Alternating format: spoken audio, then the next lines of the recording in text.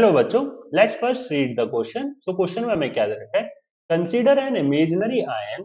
तो ये एक आपके पास एक इमेजिनरी आयन है 30y 72 4 नेगेटिव।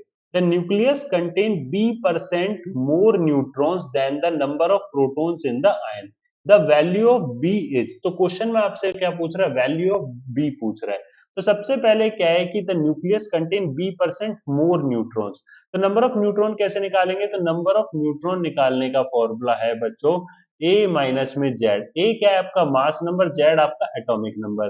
तो ये आपका क्या हो गया बच्चों? ए हो गया, और ये जो आपका 30 है ये आपका क्या हो जाएगा?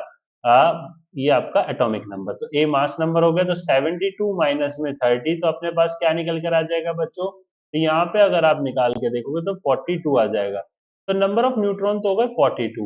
अब नंबर ऑफ प्रोटॉन्स की बात करें तो नंबर ऑफ प्रोटॉन हमारे पास क्या होता है बच्चों? तो number of proton equals to में जेड एटॉमिक नंबर। तो ये अपने पास क्या आ जाएगा? 30 आ जाएगा।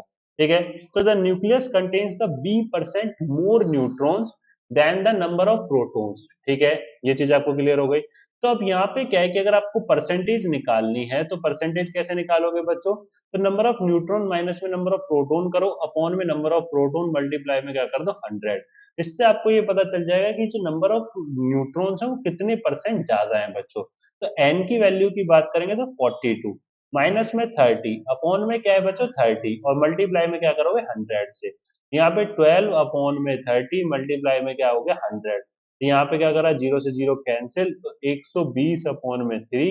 तो अपने पास क्या आ गया बच्चों? 40% मोर आ गया। तो ये जो मोर निकल कर आया वही क्या है? बी है। तो ये आपके पास आ जाएगा 40।